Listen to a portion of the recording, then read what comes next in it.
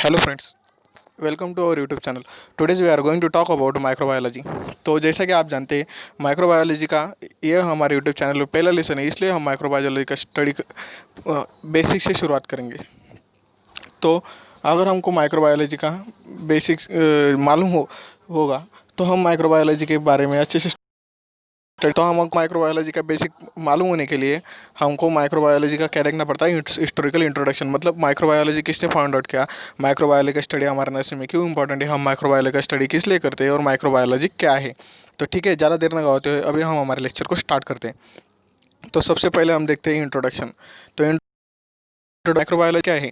तो microbiology is the science of living organism that are only visible under the microscope.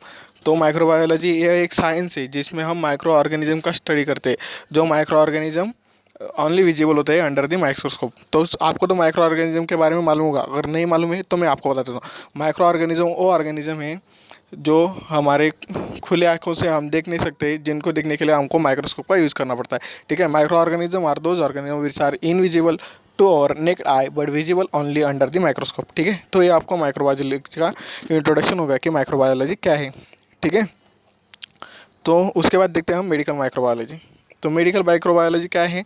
Medical microbiology deals with the causative agents of infectious disease of man, his reaction to such infection, the ways in which they produce disease and the methods of their diagnosis। तो microbiology में हम क्या देखते हैं कि positive क्या है, अगर किसी के बॉडी में, किसी ह्यूमन के बॉडी में इन्फेक्शन हुआ है तो इन्फेक्शन किस ऑर्गेनिज्म के वजह से हुआ है वो हम माइक्रोबायोलॉजी में स्टडी करते हैं। और उसका डायग्नोस्टिक मेथड, मतलब उसका डायग्नोसिस हमको कहाँ मिलता है? माइक्रोबायोलॉजी के स्टडी में। किस में मिलता है? माइक्रोबायोलॉजी के स्टडी में। ठीक है, तो मेडिकल माइक्रोबायोलॉजी क्या है ये तो आया होगा। तो अगर आपको नोट्स लिखने हैं तो जल्द से जल्द आप नोट लिख लीजिए ताकि आपको स्टडी करने में आसानी हो। ठीक है, तो अभी हम आगे देखते हैं। तो साइंटिफिक डेवलपमेंट ऑफ माइक्रोबायोलॉजी, मतलब माइक्रोबायोलॉजी को साइंटिफिक तरीके से किसने डेवलप किया? तो लुइस पास्चर और रोबर्ट कॉच, दोनों साइंटिस्ट थे जिन्होंने माइक्रोबायोलॉजी के स्टडी में बहुत बड़ा कंट्रीब्यूट किया है। ठीक है, तो पहले हम देखते हैं लुइस पास्चर के बारे में। तो लुइस पास्चर का लुइस पास्चर जो है वो हमारे फादर ऑफ माइक्रोबायोलॉजी है। तो वो थे हमारे 1822 टू, तो ये था उनका पीरियड जब उन्होंने माइक्रोबायोलॉजी का इन्वेंशन किया, माइक्रोबायोलॉजी के ऊपर रिसर्च किया।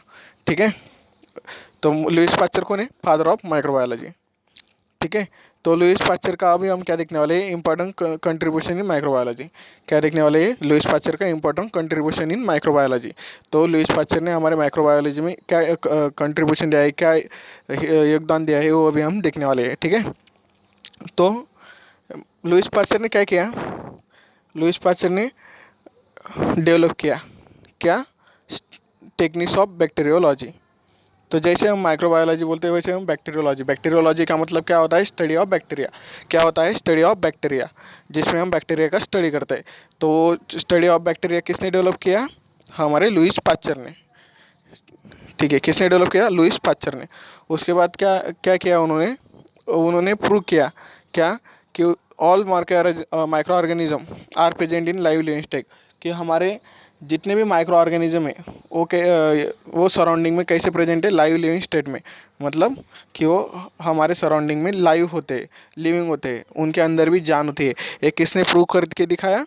हमारे लुइस पास्चर ने। ठीक है, उसके बाद उन्होंने स्टेरिलाइजेशन टेक्निक इंट्रोड्यूस की। अभी आप आगे देखने ही वाले हैं कि स्टेरिलाइजेशन टेक्निक क्या है, लेकिन वो आप देखेंगे तब देखेंगे। इसके पहले मैं आपको बता देता हूँ कि स्टेरिलाइजेशन क्या होता है। तो स्टेरिलाइजेशन क्या होता है कि हमको है ना, जो हमारे इंस्ट्रूमेंट वगैरह, कोई भी सरफेस वगैरह जो होता है, तो हम क्या करते हैं? उसको बैक्टीरिया और वायरसेस से फ्री करते हैं, माइक्रो ऑर्गेनिज्म से फ्री करते हैं, मतलब डिस्ट्रक्शन करते हैं उनको डिस्ट्रॉय करते हैं। तो वो टेक्निक को क्या बोलते हैं? हम स्टेरिलाइजेशन। ठीक है, उसके बारे में आप आगे देखने ही वाले हो। ठीक है, उसके बाद क्या किया उन्होंने? चिकन कॉलेरा और हाइड्रोफोबिया पे स्टडी किया। तो आपको हाइड्रोफोबिया तो मालूम ही होगा, जो हमारा रेबिस से रिलेटेड है। तो उन्होंने क्या स्टडी किया? चिकन कॉलेरा और हाइड्रोफोबिया। ठीक है, हाइड्रोफोबिया का मतलब क्या होता है? हमको वाटर से डर लगता है। वो हाइड्रोफोबिया होता है कि जो जो हमारा रेबीज के इन्फेक्शन की वजह से होता है। रेबीज के इन्फेक्शन की वजह से होता है, जिसको हम हाइड्रोफोबिया बोलते हैं, जिसमें क्या होता है, हमको पानी से डर लगने लगता है। ठीक है। उसके बाद उन्होंने चिकन कॉलेरा का भी स्टडी किया। उसके बाद उन्होंने लाइव वैक्सीन भी इंट्रोड्यूस किया। वैक्सीन के 2 टाइप होते हैं, एक डेड वैक्सीन और दूसरा होता है लाइव वैक्सीन। मतलब हमारा जो वैक्सीन में क्या होता है, हम है ना वायरस को लाइव लिविंग स्टेट में हमारे बॉडी में इंट्रोड्यूस करते हैं, लेकिन उसका जो ये होता है, स्टेन होता है, वो अविरुलेंस होता है, मतलब कम पैथोजेनिक होता है। ठीक है। तो उन्होंने क्या इंट्रोड्यूस किया, लाइव वैक्सीन। ठीक है। उसके बाद आते हैं हमारे रॉबर्ट कॉच, 1843 टू 1910। वो क्या थे, हमारे father of bacteriology. Lewis pasture कौन थे, फादर ऑफ माइक्रोबायोलॉजी। और रॉबर्ट कॉच कौन है, हमारे important contribution of Robert Koch. क्या देखने वाले हैं हम अभी, important contribution of Robert Koch. तो उन्होंने क्या किया, उन्होंने इंट्रोड्यूस किया क्या, कि हम बैक्टीरिया को आइसोलेट कैसे कर सकते हैं। अगर समझिए, अब मुझे किसी भी इसका इन्फेक्शन हुआ है, वायरस का और बैक्टीरिया का, तो वायरस और बैक्टीरिया को कैसे आइसोलेट करने का है, एक टेक्निक किसने हमको इंट्रोड्यूस किया, रॉबर्ट कॉच ने। किसने इंट्रोड्यूस करवाया, रॉबर्ट कॉच ने। ठीक है। तो उसके बाद आता है, उन्होंने क्या किया, introduce method of obtaining bacteria in pure culture using solid media. तो उन्होंने क्या इंट्रोड्यूस किया, एक मेथड इंट्रोड्यूस की जिससे आते हैं और उनको हम प्योर कल्चर में कैसे ग्रो कर सकते हैं। ये टेक्निक किसने इंट्रोड्यूस करा है, हमारे रॉबर्ट कॉच ने। ठीक है। उन्होंने स्टेनिंग टेक्निक्स भी इंट्रोड्यूस करा है। स्टेनिंग टेक्निक्स में क्या होता है कि हमने अभी इन्फेक्शियस बॉडी जो है, मतलब एक बॉडी है, एक ह्यूमन बॉडी है, वो माइक्रो ऑर्गेनिज्म का।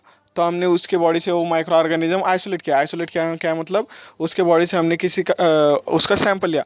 उसका सैंपल लेके हम क्या करते हैं, उसको कल्चर करते हैं। कल्चर करते हैं मतलब क्या, हमारी ह्यूमन बॉडी में वो जिस न्यूट्रिएंट पे ग्रो होता है, वो न्यूट्रिएंट हम उसको कल्चर मीडिया में देते हैं। तो उससे क्या होता है, वो उसकी कॉलोनी डेवलप करता है। कॉलोनी डेवलप करने के बाद हम क्या करते हैं, उसका ये करते हैं, ऑब्जर्व करते हैं माइक्रोस्कोप के अंडर कि ये कौन सा ऑर्गेनिज्म है, उसका स्टडी करते हैं। ठीक है। तो ये स्टेनिंग टेक्निक का मतलब होता है। ठीक है। तो रॉबर्ट कॉच ने क्या किया, स्टेनिंग टेक्निक इंट्रोड्यूस किया। उसके बाद क्या किया, उन्होंने एंथ्रैक्स बैसिलस डिस्कवर किया। क्या किया, एंथ्रैक्स बैसिलस किसने डिस्कवर किया, रॉबर्ट कॉच ने। ठीक है।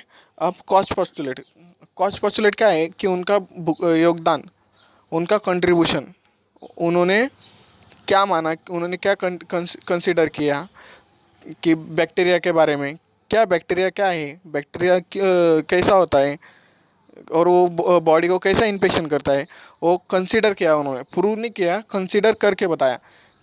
तो उस कंसीडर को हम क्या बोलते हैं, कॉच